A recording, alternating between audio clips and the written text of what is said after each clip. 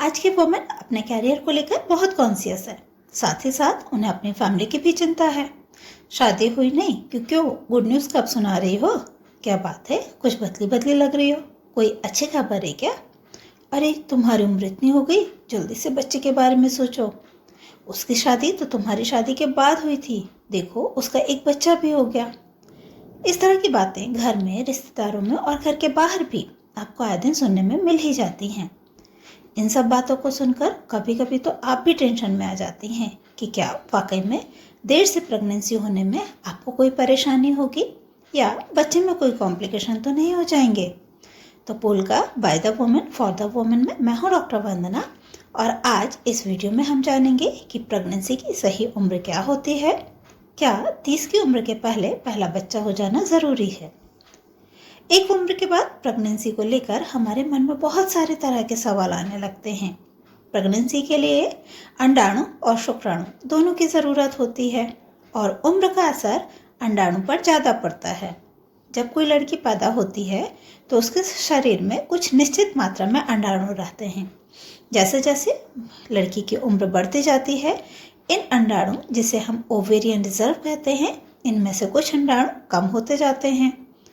Ovarian reserve एक तरह से फिक्स डिपॉजिट की तरह है, जिसमें नए अंडाणु तो नहीं बनते हैं, बस उम्र के साथ साथ कम होते जाते हैं।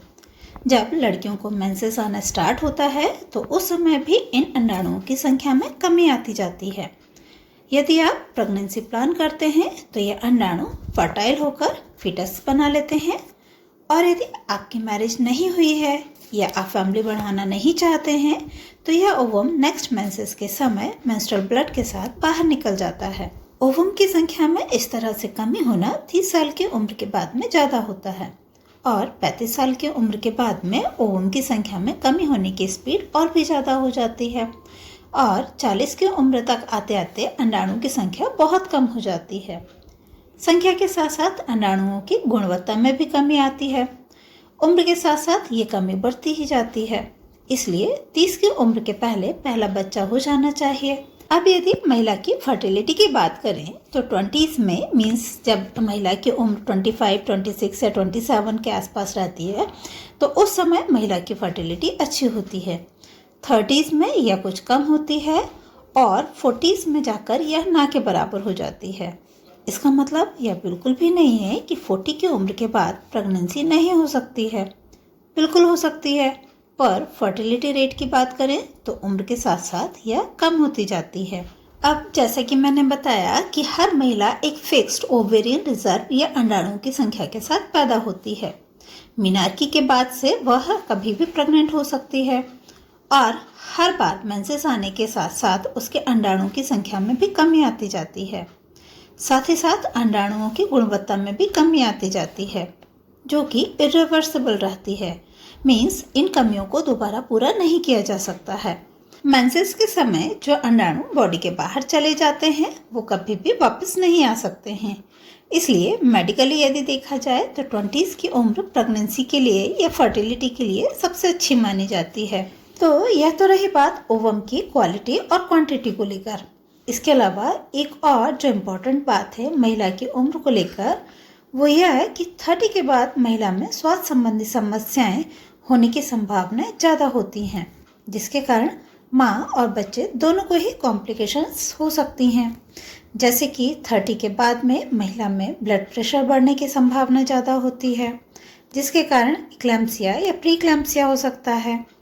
महिला में गर्भावस्था में डायबिटीज़ की संभावनाएं बढ़ जाती हैं, जिसे हम जेस्टेशनल डायबिटीज़ कहते हैं। यदि प्रेगनेंसी के समय महिला की उम्र ज़्यादा है तो जाहिर सी बात है उसके हस्बैंड की भी उम्र ज़्यादा होगी।